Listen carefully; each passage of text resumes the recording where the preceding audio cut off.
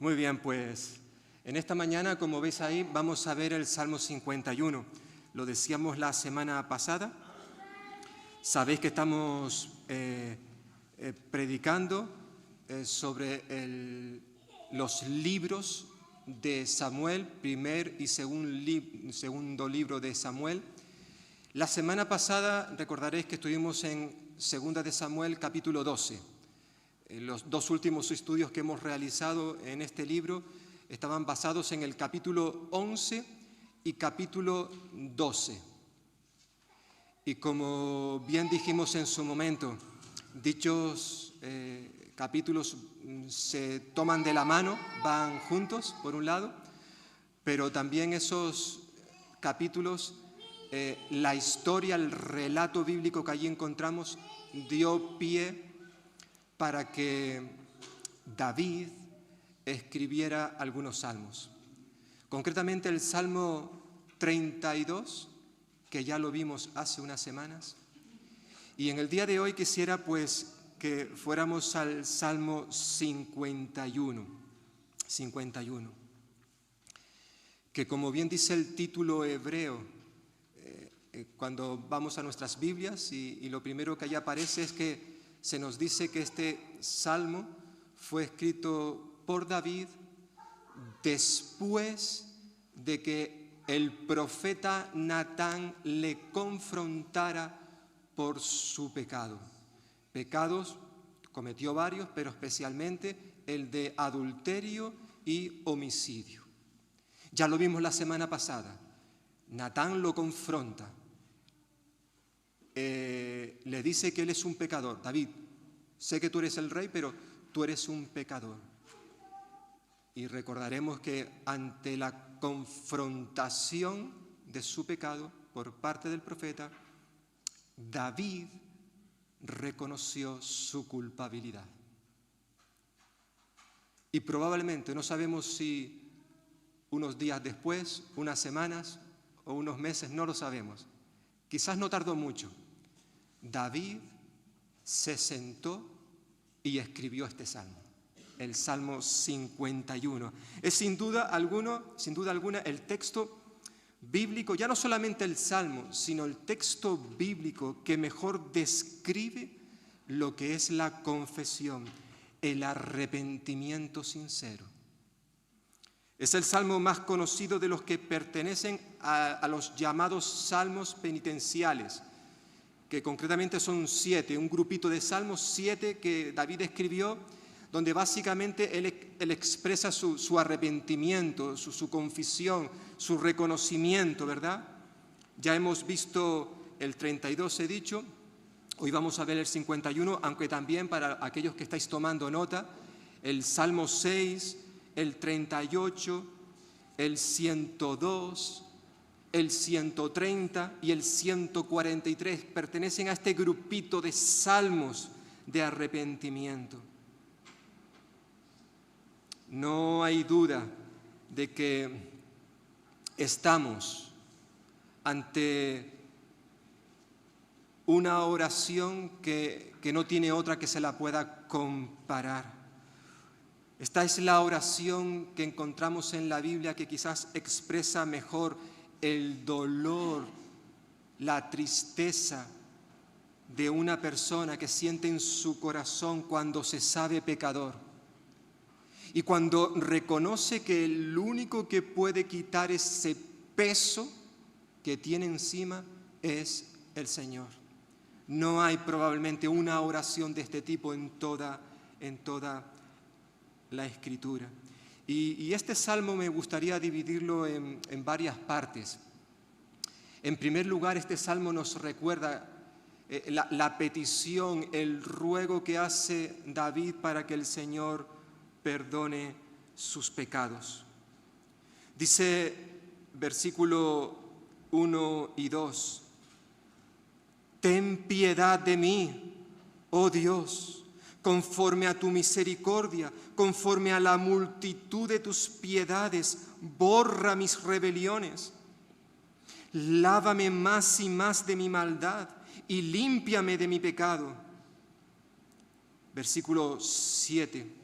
Purifícame con hisopo y seré limpio. Lávame y seré más blanco que la nieve. Versículo 9. Esconde tu rostro de mis pecados y borra todas mis maldades. Como ya hemos señalado anteriormente, el salmista, el rey David, sabe que el único camino para recibir el perdón de Dios es la confesión sincera de nuestro corazón, la confesión de nuestros pecados. En este Salmo 51, al igual que ya vimos en el Salmo 32, en los 2 primeros versículos, aquí en cierta forma ocurre lo mismo. David utiliza 3 términos para describir su pecado. Versículo 1 utiliza el término rebelión o transgresión. Conforme a la multitud de tus piedades, borra mis rebeliones. La palabra rebelión, transgresión, como ya señalábamos hace unos domingos, significa traspasar los límites, mostrar rebeldía a la voluntad de Dios. Es esto lo que hizo David. No solamente utiliza la palabra rebelión, sino también la palabra maldad. Versículo 2, lávame más y más de mi maldad. Otra palabra para describir su pecado. Y termina versículo 2 también hablando de que pidiéndole al Señor que le limpiara de su pecado. Por tanto, rebelión, maldad, pecado, son términos diferentes que utilizó David para hablar de la realidad del pecado en su vida. Es por eso que le pide al Señor, le ruega que le perdone. Y para ello utiliza diferentes expresiones para implorar, para solicitar el perdón de Dios. Al menos hay 5 expresiones que utiliza aquí David en estos versículos. En primer lugar, le pide al Señor que tenga piedad de él. Versículo 1. Ten piedad de mí, oh Dios. David es consciente, hermanos y hermanas y amigos, es consciente de que su pecado era profundo, se había incrustado de tal manera en su vida que la única esperanza que él tenía de que su pecado fuera quitado, la única esperanza era descansar en la misericordia de Dios. Por eso le pide a Dios que tenga piedad de él. David sabe que si él va a ser perdonado es solo en base al amor, a la gracia de Dios, a su misericordia, a su compasión, a su ternura. En cierta forma todo esto lo vemos recogido en las 3 palabras que utiliza aquí David. Él le pide al Señor que tenga piedad conforme a su misericordia, a su amor, a su favor, a su gracia, conforme a la multitud de sus piedades o misericordias también puede ser traducido. Él era consciente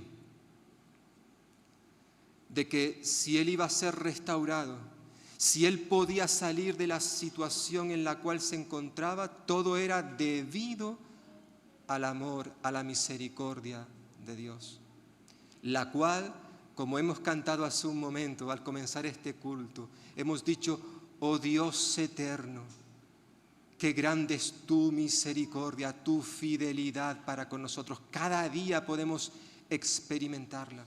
Si no fuera por esa misericordia, si no fuera por su gracia, como también dice el cántico, ¿qué sería de mí si el Señor no me hubiese alcanzado, perdonado? Todo fue por su gracia y por su amor. Y David reconoce que si él era perdonado, si él era restaurado, era por la misericordia de Dios. Ten piedad de mí, señala el salmista. La segunda expresión que él utiliza es la de borrar, el verbo borrar, que aparece en el versículo 1 y también en el versículo 9. Conforme a las multitudes de tus piedades, borra mis rebeliones. Versículo 9, borra todas mis maldades. David sabía que sus pecados habían quedado anotados. registrados con tinta indeleble, es decir, imborrable. Sus actos testificaban contra él, lo declaraban culpable. Pero él ahora solicita la misericordia, la compasión de Dios. Le pide al Señor que él borre cada uno de sus pecados. Esos pecados que están en la cuenta de David. En cierta forma, el rey le está pidiendo al Señor un milagro. Es lo que le está pidiendo al Señor, un milagro. ¿Cuál? El que borre todos y cada una de sus transgresiones. Esta es sin duda una de las expresiones más extraordinarias y maravillosas, hermanos y hermanas y amigos, que encontramos en la Biblia, en la palabra de Dios. Borrar nuestros pecados. Es esto lo que en cierta forma encontramos a lo largo de toda la Escritura, el mensaje de que hay alguien que puede borrar nuestras manchas, nuestros pecados. Cuando acudimos a Él, esa persona es Dios. Decía el Señor a través del profeta Isaías: yo soy quien borro tus rebeliones por amor de mí mismo. Y no solamente dice que las borrará, esas rebeliones, sino que además no se acordará de nuestros pecados. Qué hermoso, hermanos y hermanas, poder recordar esto en esta mañana, que Dios, Él sí puede borrar, quitar, expiar nuestros pecados. Y no solamente hacer eso, sino luego olvidarse completamente de ellos.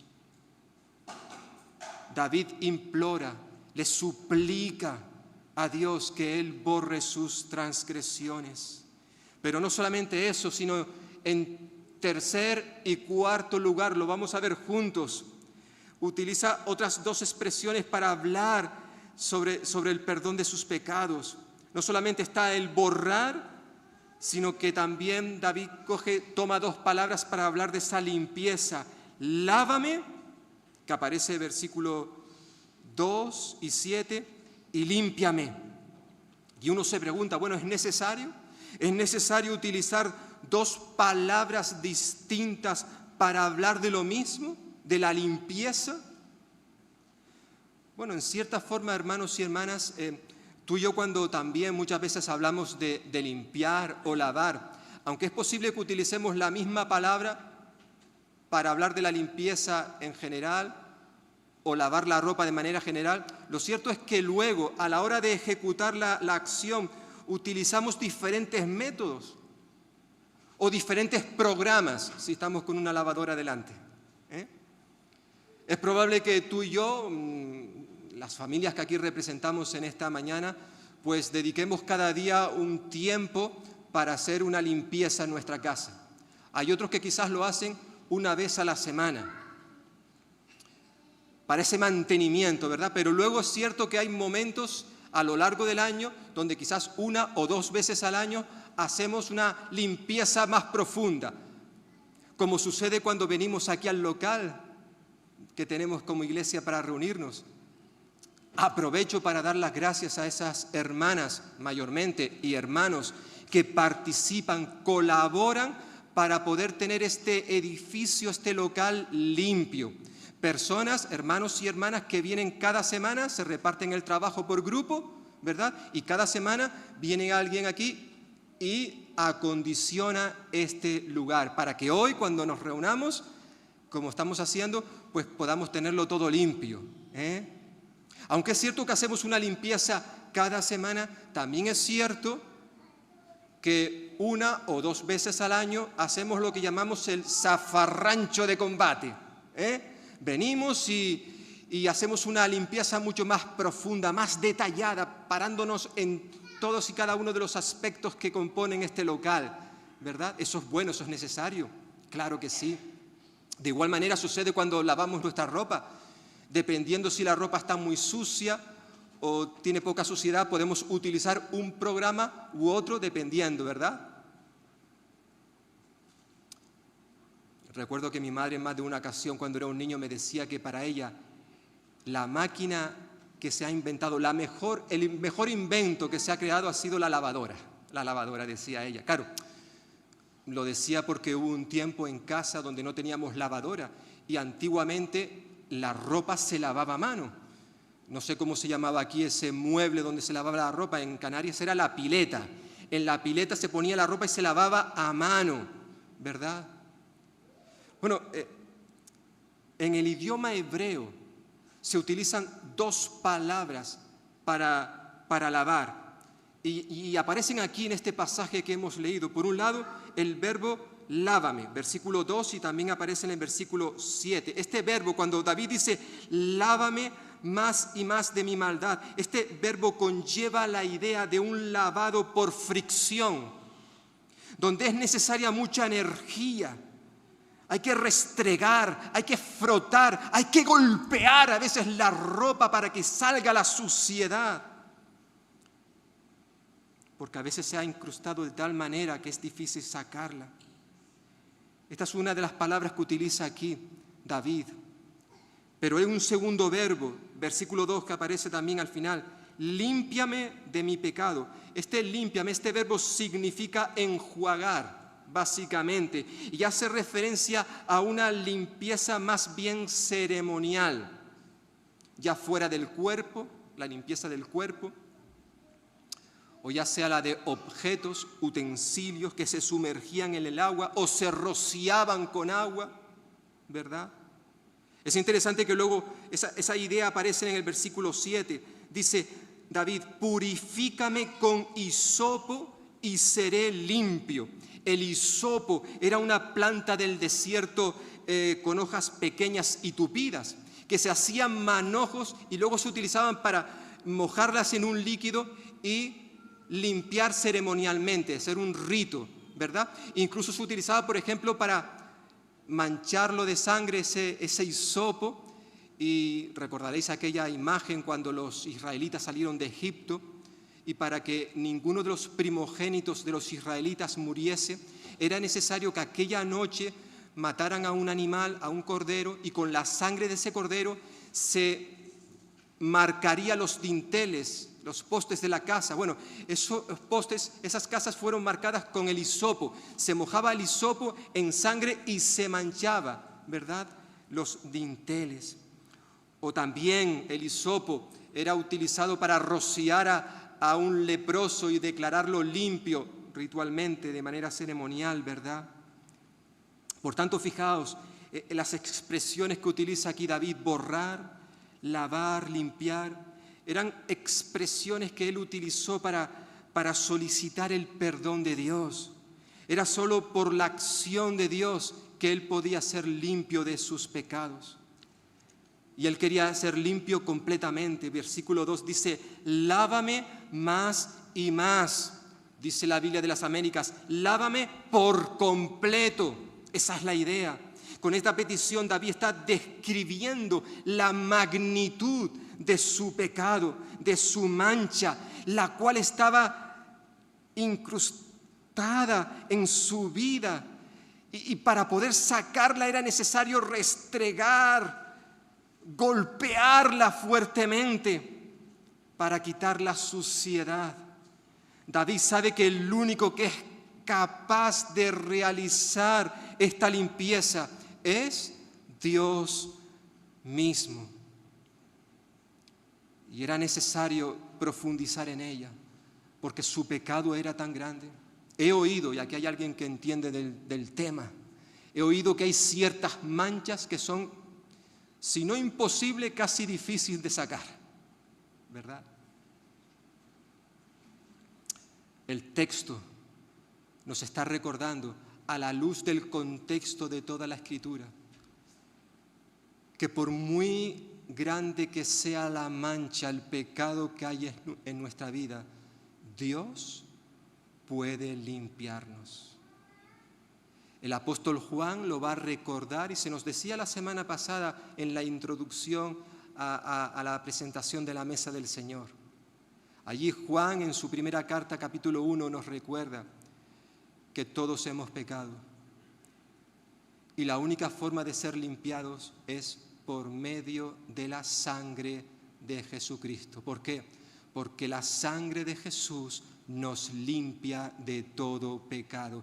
Dicho de otra forma, no hay mancha, no hay pecado que tú y yo podamos cometer que Dios no pueda limpiar.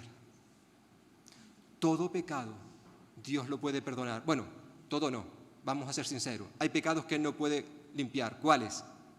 Los que no le confesamos. Ese es el pecado imperdonable, en cierta forma.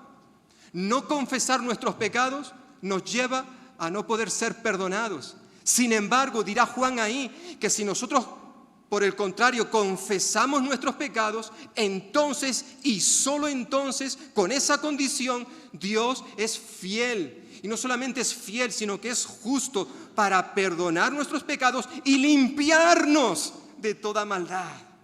A veces es necesario frotar, restregar, golpear, como se hacía antiguamente con la ropa, pero al final esa mancha va a salir. Dios puede limpiarnos de todo pecado. Por tanto, el salmista le pide al Señor por su perdón. Y como hemos visto, utiliza diferentes expresiones para hablar de esa limpieza. Ten piedad, borra, límpiame, lávame, purifícame. Pero no solamente David hace esto, sino que además nos recuerda el pasaje que él tuvo que admitir su pecado, su rebelión, versículos 3 y 6. En cierta forma, esto que él hace ahora fue lo que dio como resultado lo que hemos visto anteriormente. Dice versículo 3, porque yo, dice David, yo reconozco mis rebeliones y mi pecado está siempre delante de mí. Contra ti solo he pecado y he hecho lo malo delante de tus ojos, para que seas reconocido justo en tu palabra y tenido por puro en tu juicio. He aquí, en maldad he sido formado y en pecado me concibió mi madre. He aquí, tú amas la verdad en lo íntimo y en lo secreto me has hecho comprender sabiduría. David en estos versículos admite varias cosas que tenéis ahí. Por un lado, él admite que él es el único culpable en cuanto a su pecado. Él asume su culpabilidad, versículo 3, porque yo reconozco mis rebeliones. David reconoce honestamente que él y solo él es el único culpable y responsable de sus pecados. Hermanos, hermanas, amigos y amigas, el primer paso para poder ser perdonado es confesar nuestros pecados, reconocer que soy yo el responsable de mis actos y no echarle la culpa a otra persona. No, yo soy el responsable, únicamente yo. Siempre, en cierta forma, está en los genes del ser humano el echarle la culpa a otra persona. Eso es lo más fácil. Eso lo vemos ya desde el principio de la creación, cuando Dios crea al primer hombre y la primera mujer. Cuando estos pecan, son confrontados por el Señor, el cual se acerca a ellos y les pregunta, ¿qué habéis hecho? Y el hombre dice en primer lugar, la mujer que tú me diste me dio y comí. Es decir, Adán está diciendo, Señor, por un lado, la responsable de lo que ha ocurrido es la mujer, que dicho sea de paso, fue la mujer que tú me diste. En cierta forma, Adán está diciendo que tanto la mujer como Dios mismo son los culpables de su pecado. El Señor se dirige a la mujer y le dice, ¿tú qué has hecho? La serpiente me engañó. Es decir, ella no era culpable, fue la serpiente. Y en cierta forma es esto lo que vemos a lo largo de la historia de la humanidad. E incluso eso sigue pasando contigo y conmigo. Que tantas veces nos cuesta reconocer nuestro pecado, que nosotros somos culpables, únicamente nosotros. Es interesante observar las veces que David utiliza el pronombre personal mí o mis. En los primeros 3 versículos, hasta en 7 ocasiones, David comienza, versículo 1, ten piedad de mí, oh Dios, conforme a tu misericordia, conforme a la multitud de tus piedades, borra mis rebeliones. Lávame más y más de mi maldad, límpiame de mi pecado. ¿Por qué? Versículo 3, porque yo reconozco mis rebeliones y mi pecado está siempre delante de mí. Yo soy, Señor, el único culpable. Y hermano y hermana y amigo y amiga, cuando tú y yo pecamos, los únicos responsables de nuestro pecado somos nosotros. No podemos mirar a otros y echarles la culpa. Yo soy así por culpa de mis padres. Yo soy así por causa de la sociedad. Y podemos poner muchísimas excusas para justificar nuestros pecados. David no hizo eso, recordáis, lo vimos la semana pasada. Natán le dice, ¿sabes que hay una historia? Le cuenta la historia del hombre pobre, el hombre rico.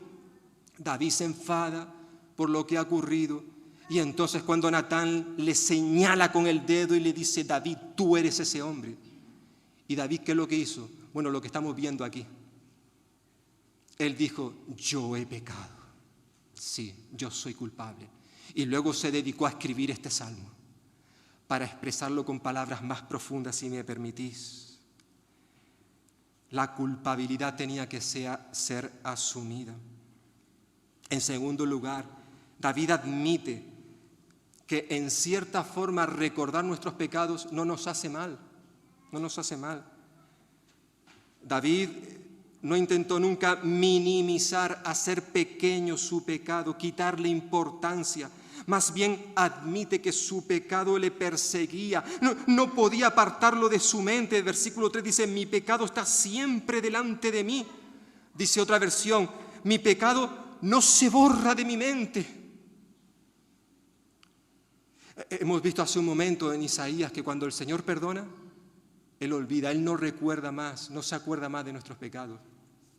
Como ya he dicho en otras ocasiones, evidentemente no está diciendo Dios a través de esas palabras que Él pierde la memoria. No, Dios sabe lo que hemos hecho. Cuando Él perdona nuestros pecados, sí, ya no se acordará más de ellos. Él es Dios, Él lo sabe todo, pero cuando dice que no se acuerda más de ellos, quiere decir, y lo he dicho en más de una ocasión, que lo que el Señor nos está diciendo es que jamás Él nos va a restregar un pecado por la cara, un pecado que Él ya nos había perdonado. Él jamás va a decir, ¿tú te acuerdas lo que hiciste en el año pasado por estas fechas? No. Si ese pecado ya lo confesamos, si el Señor ya lo perdonó, Él ya, como si no existiera, no existe. Ha quedado en lo profundo del mar. Ahora bien, que el Señor nos acuerde de nuestros pecados, eso no quiere decir que nosotros los olvidemos. Más aún, es bueno que recordemos lo malo que hicimos en el pasado. ¿Para qué? Para que eso en cierta forma sirva para ayudarnos a no volver a cometer esos errores. Nosotros no debemos olvidar ese pecado. Lo que sí tenemos que hacer es perdonarlo. Porque eso es uno de los problemas que muchas veces tenemos como creyentes.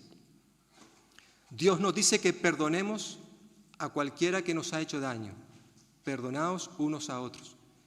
Y es posible que tú y yo hagamos algo que está mal, que seamos incluso capaces de perdonar a alguien que nos ha hecho mucho mal, pero no somos capaces de perdonarnos a nosotros mismos. Y eso es un tremendo error. Eso es un pecado, hermano. Si Dios te perdonó tu pecado, ¿por qué no te perdonas a ti mismo, a ti misma? Dios quiere que nos perdonemos, no solamente perdonar al que me ha hecho daño, sino incluso ahí estoy incluido yo mismo. David tenía su pecado continuamente en su mente, no lo podía olvidar.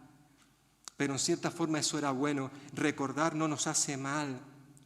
David también admite el alcance de nuestro pecado, versículo 4, él dice, contra ti Contra ti solo he pecado y he hecho lo malo delante de tus ojos. Bueno, evidentemente alguien dirá, bueno, David pecó también contra Betsabé, contra Urías, el marido de esta, al cual asesinó. David pecó contra su familia, la suya propia y la familia de David, la familia de Urías. David pecó contra toda la nación. Es cierto.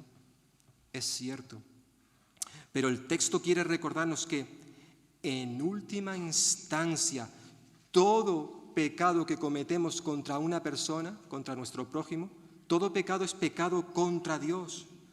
Todo pecado, todo mal que tú y yo podamos hacer a nuestro prójimo, atenta contra el Señor. Sí, tanto lo uno como lo otro evidentemente es malo, pero a veces podemos caer en el error de decir, bueno, yo con el Señor estoy bien. Tengo un problema con el hermano que ni lo puedo ver, de hecho ni le hablo, ni le saludo, no lo quiero tener delante de mí, pero es un problema con el hermano, con la hermana. Yo con el Señor estoy bien. Hay mucha gente que habla así, muchos creyentes, pero eso no es posible, dice Dios en su palabra, eso no es posible. Tú no puedes decir que amas a Dios, al cual no has visto, y al mismo tiempo aborrecer a tu hermano al cual conoces. Si has visto, tienes una relación con él. Esto no es posible. Cuando pecamos contra un hermano, también en última instancia estamos pecando contra Dios. Y David lo reconoce, él sabe que le ha hecho daño a Betsabé, a Urías y a mucha gente, pero sabe que en el fondo su pecado es contra el Señor, contra ti, versículo 4, contra ti, solo lo repite. Yo he atentado contra ti, Señor. Y David, si quería ser perdonado de su pecado, tenía que admitir esa realidad. Además, tenía que admitir la realidad de nuestra naturaleza caída, versículo 5. Él dice, he aquí yo nací en iniquidad y en pecado me concibió mi madre. Evidentemente, con esta declaración, David no estaba pretendiendo excusar su pecado, ni mucho menos le estaba echando la culpa a su madre. Es que mi madre me concibió en pecado, la culpa es de ella. No, David no está haciendo nada de esto. Como hemos señalado, él ya ha reconocido su culpabilidad. Yo y solo yo soy el culpable de mis pecados. Pero al mismo tiempo David está presentando la realidad de la condición humana que tiene una naturaleza caída debido a lo que sucedió en Génesis capítulo 3, cuando Adán y Eva cayeron en pecado. Eso evidentemente, como recordábamos hace unos días, y mencionando esas palabras del apóstol Pablo en Romanos capítulo 5, a partir del versículo 12, nos recuerda que debido al pecado de un hombre, el pecado entró en el mundo, la muerte también, y eso afecta a la naturaleza del ser humano. David está recordando que el pecado no solo tiene que ver con lo que hacemos, sino también con lo que somos desde que nacemos. Y lo que somos desde que nacemos es un pecador, una pecadora. Somos pecadores no solo porque hemos heredado ese pecado de Adán y Eva, pero también somos pecadores por lo que tú y yo hacemos. No podemos echarle la culpa a nuestros padres, a Adán y a Eva. Tú y yo somos responsables, hermanos y hermanas, de nuestros pecados. Y David está admitiendo esta realidad, versículo 5. Y también admite, en último lugar, en este punto, la necesidad de ser auténticos. Versículo 6. He aquí, Señor, tú amas la verdad en lo íntimo y en lo secreto me has hecho comprender sabiduría. En cierta forma, David está diciendo que a Dios no le puede engañar nadie. Él sabe si cuando le pedimos perdón, cuando nos acercamos a Él para confesar nuestros pecados, lo estamos haciendo de manera auténtica, sincera, verdadera. Él lo sabe todo. No le podemos engañar. Y David está reconociendo que Dios anhela, desea, demanda que cuando nos acercamos a Él, lo hagamos de manera auténtica. Decía el apóstol Pablo a los romanos en el capítulo 2, lo que distingue al auténtico judío es su interior, y la auténtica circuncisión es la del corazón, obra del Espíritu y no de reglas escritas. Hermanos y hermanas, Dios sabe cuál es la verdadera razón que te ha traído en esta mañana a ti y a mí a este lugar. Él sabe qué es lo que hay en ti y en mí cuando cantamos estos cánticos, cuando levantamos nuestras oraciones, cuando nos acercamos a su palabra, cuando luego participemos de esta mesa, recordando lo que Él hizo por nosotros. Él sabe a la perfección todo lo que hay en nuestro interior. A Él no le podemos engañar. Como muchas veces digo, entre nosotros podemos engañarnos perfectamente. Yo puedo subirme a este púlpito y tener buena cara y hablar mucho del Señor cuando resulta que entre semana yo soy un maltratador y trato a mi esposa como un trapo sucio. Pero aquí muestro una cara. A veces eso ocurre entre los propios creyentes. Evidentemente a esto el Señor a través de su palabra lo llama ser hipócritas. Y sí, vale, podemos engañarnos durante un tiempo, pero ¿de qué vale? ¿De qué vale lo que hacemos? ¿De qué vale venir aquí si nuestra vida está en rebeldía con el Señor? David en este salmo, él por un lado hace una petición de perdón, hemos visto. Por otro lado, él admite que es culpable, admite sus pecados. En tercer lugar, vemos en este salmo cómo la restauración que nos otorga, que crea el Señor en nosotros, pues vuelve a permitirnos tener comunión con Él. Versículo 8 dice, hazme oír gozo y alegría y se recrearán los huesos que has abatido.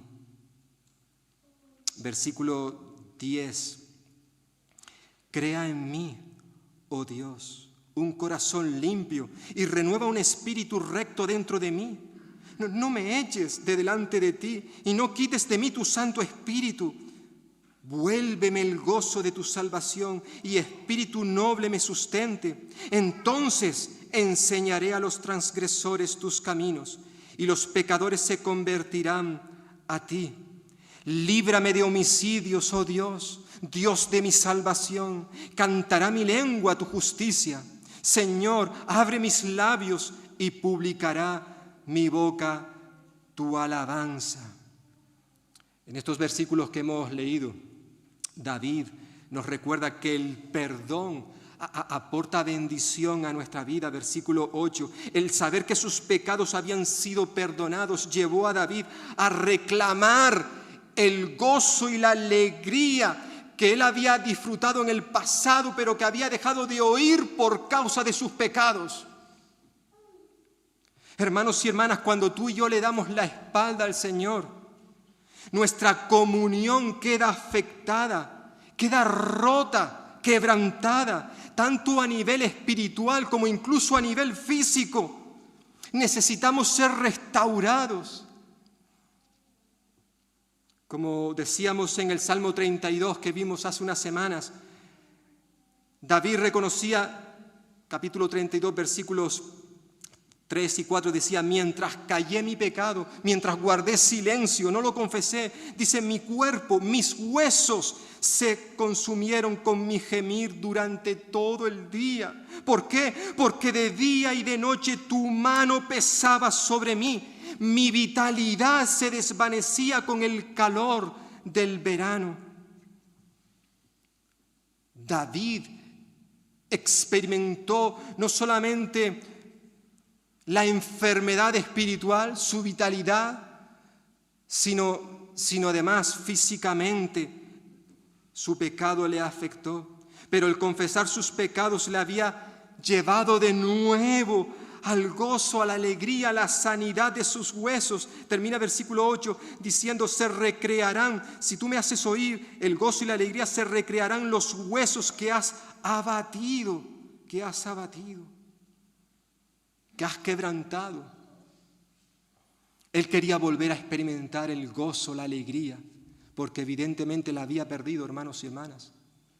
En cierta forma, estas palabras me recuerdan mucho a esa historia que contó Jesús en Lucas capítulo 15, donde había un joven que un día le pidió a su padre toda su herencia. El padre se la dio, él la tomó y se fue a una tierra lejana y malgastó toda aquella herencia. Hasta que llegó el día en que, viéndose sin nada en la miseria por causa de sus pecados, de su negligencia, él recapacitó y decidió volver a su padre, el cual, cuando le vio venir ya de lejos, hizo algo que en aquella cultura un padre no hacía, era coger y salir corriendo al encuentro de su hijo. Un hijo que él decía que se había perdido, pero ahora había sido hallado. Estaba muerto, pero ahora vive. ¿Y qué es lo que hizo? Pues lo vistió con la ropa más lujosa que tenía e hizo una fiesta y se alegró y se gozó y se regocijó porque su hijo, que estaba muerto, ha vuelto a vivir, ha vuelto a la vida. Y en cierta forma ahora David es como si le dijera al Señor, Señor, yo quiero que me hagas una fiesta. Ahora que estoy bien contigo, ahora que hemos hecho las paces, he sacado toda esa maldad que hay en mí, bueno, las has sacado tú, yo la he confesado. Yo quiero volver a disfrutar de aquel tiempo, de aquel gozo, de aquella alegría que había tenido contigo en el pasado. El perdón no cabe duda que aporta bendición, pero además el ser restaurado nos lleva a recibir una nueva vida. El texto nos recuerda la necesidad de tener un cambio radical. Ahí faltaría una palabra, radical. Eso es lo que quiere ver Dios en nuestra vida. David le pide al Señor un nuevo corazón. No que arregle el que está roto. No, Señor, crea en mí, dame. Yo quiero un nuevo corazón. Uno que esté limpio de toda suciedad. Quiere que el Señor haga una obra de renovación espiritual en su vida, una transformación interior. Eso es lo que está diciendo en cierta forma el versículo 10, segunda parte, renueva un espíritu recto dentro de mí. Yo quiero que me transformes interiormente. Como muchas veces cantamos, Señor, renuévame, ya no quiero ser igual. Hay cosas en mí que necesitan un cambio, una transformación. Es esto lo que está pidiéndole David al Señor, un corazón nuevo. Yo quiero que en mí, a partir de ahora, mi forma de pensar, mi forma de hablar, mi forma de comportarme, mi forma de adorarte, toda mi vida sea diferente a la que he tenido en los últimos tiempos. Yo quiero ser una persona nueva, Señor. Dame un nuevo corazón. En cierta forma, David está pidiendo lo que luego el Señor va a decir a través del profeta Ezequiel, cuando él promete en ese pasaje que tenéis ahí. El Señor dice, os daré un nuevo corazón y pondré un espíritu nuevo dentro de vosotros. Qué hermoso, ¿verdad? Qué hermoso. Quitaré de vosotros el corazón de piedra, porque eso es lo que teníamos antes de conocer a Cristo, un corazón de piedra, y os daré un nuevo corazón de carne. Pondré dentro de vosotros mi espíritu. Qué bueno, ¿verdad? Qué bueno. Hermanos y hermanas, en cierta manera, es esto lo que ha ocurrido en nuestra vida aquel día en que tú y yo nos convertimos a Cristo. El apóstol Pablo lo dice con esas palabras tan conocidas en su segunda carta a los Corintios, capítulo 5, versículo 17. Él dice, por lo tanto, si alguno está en Cristo, es una nueva creación. En el día en que tú y yo entregamos nuestra vida al Señor, en el día de nuestra conversión, Esto fue lo que ocurrió. Si alguno está en Cristo, nueva criatura, nueva creación es. Lo viejo ha pasado. He aquí todo es hecho nuevo, nuevo. Qué bueno, ¿verdad? Qué bueno, hermanos y hermanas, que podamos recordar esto, porque esta es la realidad. Es cierto que muchas veces no vemos ese cambio en nosotros. Pero no es porque el Señor no quiera hacer su obra en nosotros, que la está haciendo, sino tristemente, cuando no vemos esos cambios en nuestra vida, es única y exclusivamente por nuestra culpa, porque nosotros no estamos caminando bien con el Señor.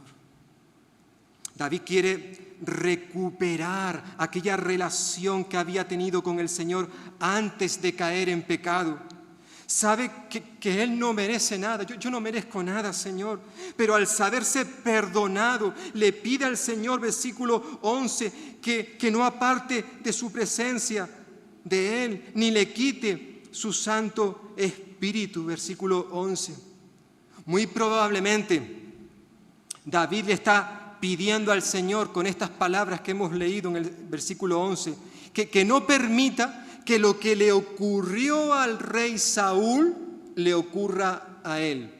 ¿Qué le ocurrió al rey Saúl? Que ya vimos en su momento en el primer libro, capítulo 16. Pues se nos dice que debido a su pecado, el Espíritu de Dios se apartó de Saúl. Aquel día cuando David fue ungido por rey, el Espíritu de Dios vino sobre él. Al mismo tiempo el Espíritu se apartaba de Saúl debido a sus pecados. Y en cierta forma David le ha pasado por su mente la posibilidad de que ocurra lo mismo con él. Son muchos los cristianos, y vuelvo a repetir algunas de las cosas que dije en su momento, cuando estuvimos viendo el capítulo 16 del primer libro de Samuel. Son muchos los creyentes que cuando leen ese pasaje, ese relato, llegan a la conclusión de que el Espíritu Santo puede también apartarse de nosotros, irse de nuestras vidas. Hay creyentes que piensan esto. Ahora bien, hermanos y hermanas, como dijimos en su momento, insisto en recordarlo, es importante tener en mente que en el Antiguo Testamento, cuando el Espíritu de Dios descendía sobre un creyente como Saúl o como David e incluso como Sansón, ¿verdad? Cuando descendía sobre un creyente lo hacía de una manera selectiva y temporal, es decir, de manera intermitente. No residía en el creyente permanentemente, sino más bien descendía y permanecía en una persona por periodos breves, momentos puntuales de necesidad, y luego salía de ellos. Eso es lo que vemos en el Antiguo Testamento. Sin embargo, cuando llegamos al Nuevo Testamento y concretamente al libro de Hechos de los Apóstoles, capítulo 2, en aquel día conocido como el día de Pentecostés, se nos dice que el Espíritu Santo vino sobre la iglesia, sobre los creyentes. Y ese Espíritu Santo va a estar en el creyente desde ese día hasta el día de hoy y hasta que el Señor venga. La palabra de Dios, concretamente el Nuevo Testamento, nos recuerda que en el momento en que una persona se convierta a Cristo, en el momento de nacer de nuevo, de entregarle nuestro corazón al Señor Jesús para que Él sea el Señor y Salvador de nuestra vida, en ese mismo instante el Espíritu Santo viene a morar en ti y en mí, y ahí permanece para siempre. Somos templo, somos una residencia del Espíritu Santo. Lo he dicho y lo volveré a decir. Yo no entiendo esto, hermanos. Me es difícil comprender, entender que el Espíritu Santo, Dios, habite en mí. Pero eso es lo que enseña la Biblia. Lo entienda o no lo entienda, eso es lo que dice el Señor y es lo que está ocurriendo. El Espíritu Santo está en tu vida, está en mi vida, porque hemos confesado nuestros pecados, porque nos hemos arrepentido de ellos y le hemos pedido al Señor Jesús que venga a morar a nuestro corazón. Evidentemente el Espíritu David no lo iba a perder. Su salvación en este caso, ¿verdad? David quiere que el Señor le restituya. Por eso pide estas cosas. El Espíritu Santo, hermanos y hermanas, está en tu vida. Es cierto que a veces como dicen algunos creyentes, es que yo no lo siento. Bueno, no es cuestión de sentimientos, es una cuestión de creer lo que Él dice. Nuestra fe está puesta en una persona llamada Jesucristo, no en los sentimientos, los cuales pueden subir y bajar dependiendo de cómo estemos. El Espíritu está en nosotros. Aunque es cierto, hermanos y hermanas, que tú y yo tenemos la capacidad, nada más y nada menos, que la de impedir que el Espíritu Santo obre en nuestra vida. Eso sí que tú y yo podemos hacer. Por eso Pablo, cuando escribe sus cartas, él habla sobre este tema muchas veces y él les pide a los hermanos, no apaguéis al Espíritu que está en vosotros. Es decir, cuando él dice que no hagamos esto, es porque es posible que lo hagamos. Dicho de otra forma, es posible que tú y yo apaguemos, es decir, impidamos que el Espíritu Santo haga su trabajo en nuestras vidas. Tú y yo es posible que arrinconemos al Espíritu Santo. Está en nosotros, pero lo arrinconamos en una esquina de nuestro corazón, si me permitís la imagen. Y no le dejamos actuar. No dejamos que Él tome el control, como le pedía Pablo también, en este caso a los Efesios, capítulo 5, versículo 18. No os embriaguéis con el vino en el cual hay disolución, desenfreno. Antes bien, sed llenos del Espíritu Santo. ¿Qué está diciendo Pablo ahí? Bueno, sabemos que una persona borracha es una persona que está bajo el control del alcohol, bajo los efectos de esa sustancia. Y evidentemente el alcohol es el que lo controla todo, que no nos permite hacer lo que nosotros queremos. No, el alcohol es el que manda. Y dice Pablo, que no haya nada que os controle. Si alguien os tiene que controlar, es el Espíritu Santo. Sed llenos del Espíritu Santo es una forma de decir que seamos controlados por el Espíritu Santo, que Él tome las riendas de nuestra vida. Y una vez más digo, cuando la palabra de Dios nos dice que no hagamos esto, es porque es posible que lo hagamos. Es posible que arrinconemos a Dios, le impidamos que Él actúe en nuestra vida. Y por eso muchas veces pues pasa lo que pasa, ¿verdad? David quiere que el Señor le restituya, le devuelva el gozo de la salvación, versículo 12, qué texto más hermoso. No le está diciendo que le devuelva la salvación que ha perdido, no. David no había perdido su salvación, ha perdido el gozo, la alegría.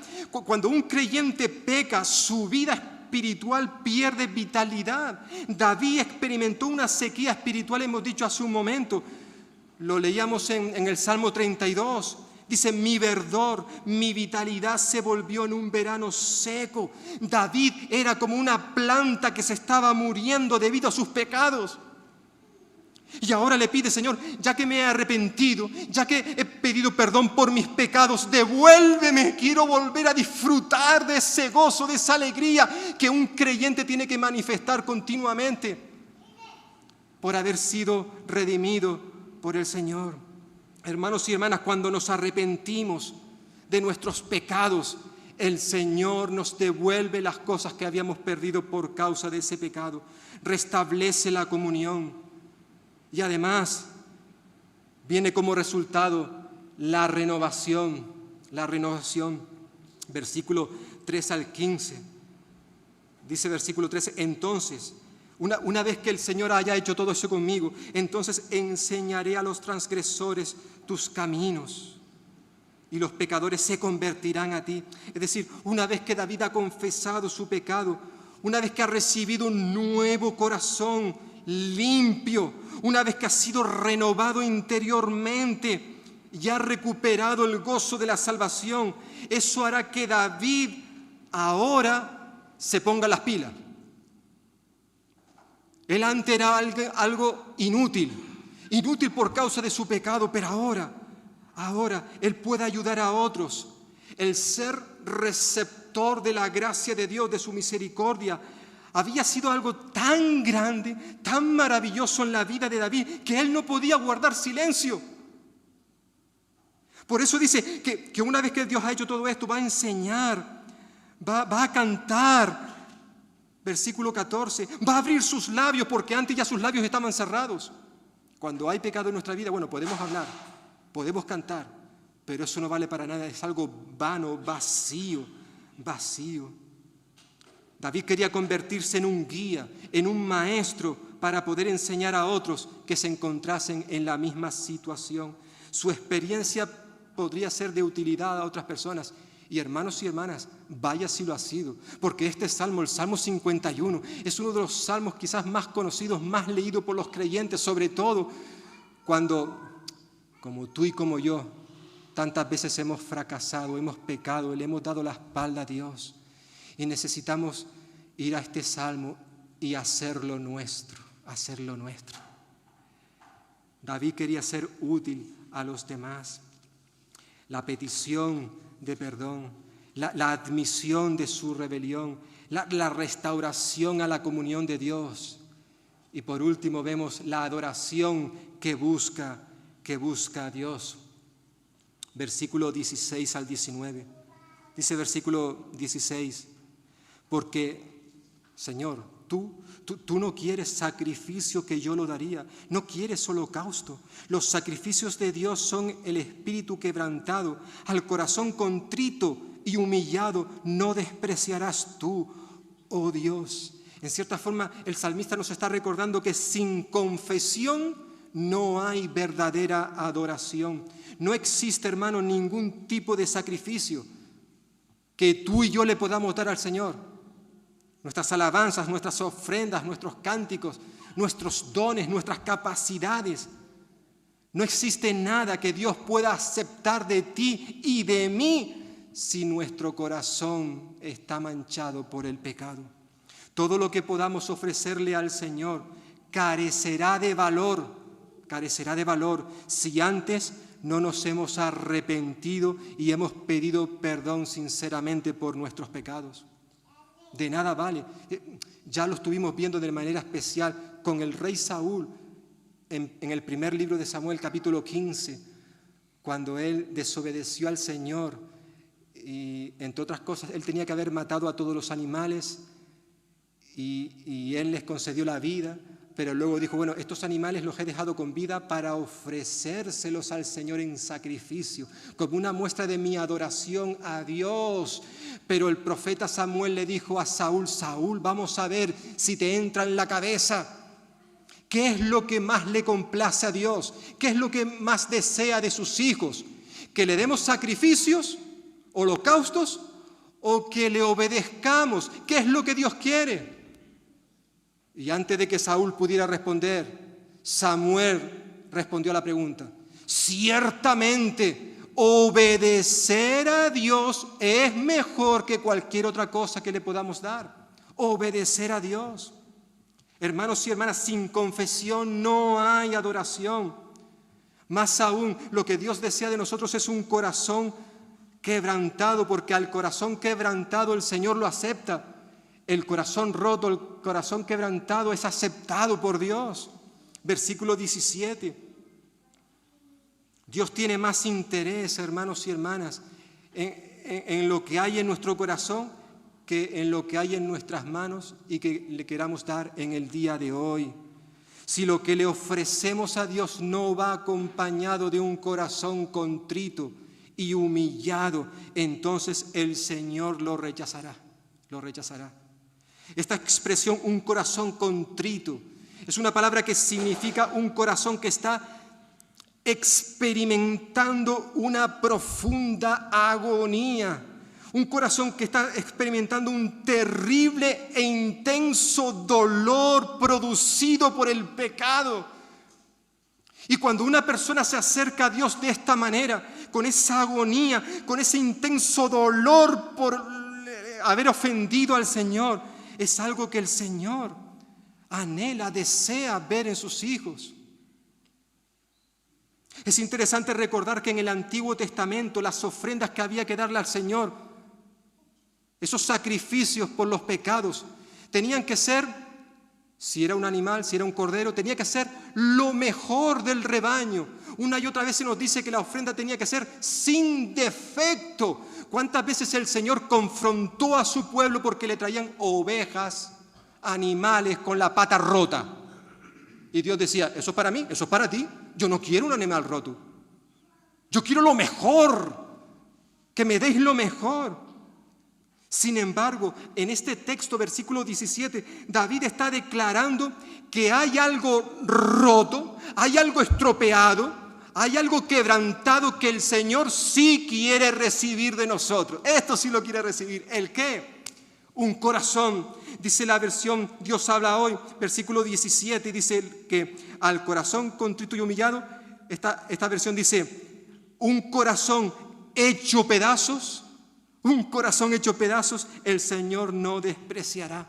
Cuando tú y yo nos acercamos a Dios, reconociendo lo horrible de nuestro pecado, sintiéndonos completamente inútiles, rotos, deshechos, es entonces cuando estaremos en la condición adecuada, perfecta, para que el Señor nos reciba, para que el Señor nos atienda.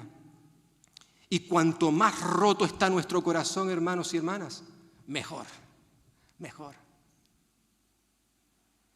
Al corazón contrito y humillado el Señor no va a despreciar. Y al igual que David dijo esto en el pasado, sigue ocurriendo, hermanos, hermanas y amigos que estáis en esta mañana en este lugar. Da igual lo que tú hayas hecho, da igual cómo te encuentres en el día de hoy. Si tú realmente te consideras una persona rota, quebrantada por tu pecado, si tú realmente vienes en esta mañana con la actitud adecuada para implorar el perdón del Señor, dice su palabra que Él no te va a despreciar. Jesús dijo, el que a mí viene, no le echo fuera. En esta mañana Él promete que te va a recibir a ti y a mí si nos acercamos de la manera correcta, porque no vale cualquier manera. Sobre todo, como decía al principio, Dios sabe lo que hay en tu corazón.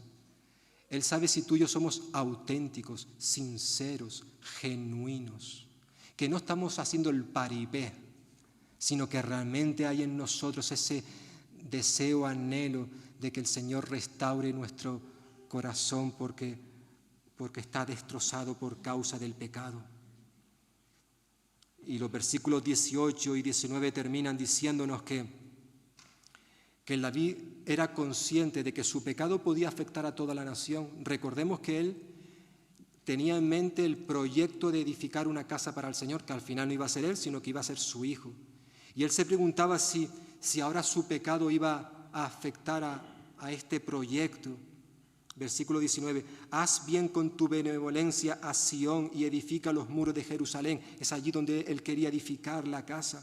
En cierta forma nos está recordando el pasaje que nuestro testimonio, el testimonio de la iglesia a nivel individual y a nivel general, la iglesia puede caer, puede derrumbarse por causa de tu pecado o mi pecado.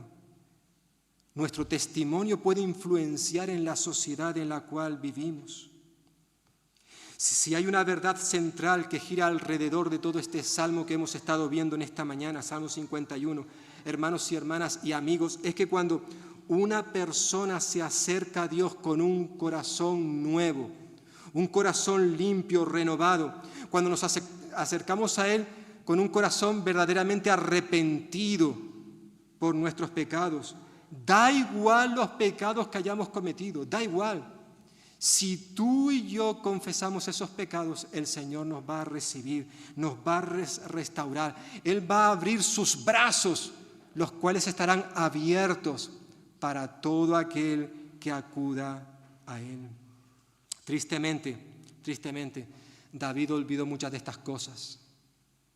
Él, en cierta forma, se dejó arrastrar por lo que había en la sociedad en aquel tiempo. Es interesante que Pablo, cuando escribe su carta a los romanos, él dice que debido a las misericordias de Dios Y ya hemos hablado de ellas en este capítulo. David se refugiaba en la misericordia de Dios para poder ser perdonado. Y Pablo dice que debido a las misericordias de Dios, Dios nos pide a nosotros que presentemos nosotros mismos a Dios como una ofrenda viva, santa, agradable a Dios. ¿Por qué? Porque ese es el verdadero culto, el auténtico que el Señor quiere ver en esta mañana de cada uno de nosotros.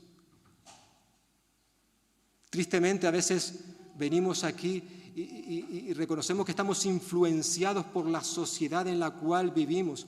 En los tiempos de David, lo normal era que un rey, debido a su poder, tomase la mujer de cualquier hombre que a él le diese la gana. Eso era algo común en aquella época. Recordemos que cuando Abraham, y le pasó lo mismo también a su hijo Isaac, algo parecido, cuando Abraham entró en una tierra de los amonitas, si no recuerdo mal, le dijo a su esposa Sara: mira, cuando entremos en esta tierra, tú vas a decir que eres mi hermana. No digas que eres mi esposa, que era la esposa, porque tú eres tan guapa, eres tan hermosa que cuando en ese país te vean, me van a matar a mí para quedarse contigo. Eso era lo normal. Lo mismo sucedió con Isaac. Entraron también en una tierra y le dijo a su esposa Rebeca: tú di que eres mi hermana, porque eres tan hermosa que me van a matar para quedarse contigo. Un rey actuaba de esa forma en aquellos tiempos, pero el Señor no quería que su pueblo hiciera lo mismo, que trajera la cultura de los pueblos de alrededor al propio pueblo de Israel. Por eso también Pablo, cuando en el siguiente versículo nos recuerda que no debemos amoldarnos a los criterios de este mundo. Al contrario, tenemos que dejarnos transformar y renovar nuestro interior de tal manera que sepamos apreciar lo que Dios quiere, es decir, lo que es bueno, lo que es grato, lo que es perfecto. Pero ¿cuántas veces como iglesia hemos adoptado los criterios, la forma que tiene de vivir este mundo y lo hemos trasladado también a la iglesia? Y evidentemente luego eso trae consecuencias. Que el Señor nos ayude, hermanos, hermanas y amigos, para que cada uno de nosotros pueda examinarse a la luz de la palabra de Dios. Una palabra que en esta mañana nos habla. Hemos cantado al principio: háblame, oh Dios, quiero escuchar tu palabra, quiero que tú me digas algo en este día. Estoy convencido de que el Señor en estos últimos domingos, a través de este relato, este suceso acontecido en la vida de David, seguro que nos ha hablado a cada uno de nosotros. La cuestión es, ¿qué vamos a hacer? ¿Qué vamos a hacer? Hermanos y hermanas, tú y yo no somos mejores que David. Tú y yo somos ese hombre, esa mujer que ha pecado. Quizás no hemos hecho exactamente lo mismo que hizo David, pero hemos cometido otros pecados que nos separan, nos alejan de Dios. Por eso es necesario venir a Él, confesarlos, pedirle perdón y pedirle también que nos transforme, que nos renueve, que cree en nosotros también un nuevo corazón, un espíritu que la adore y que la alabe a Él de manera sincera. Amén. Pues que el Señor bendiga su palabra en cada uno de nosotros.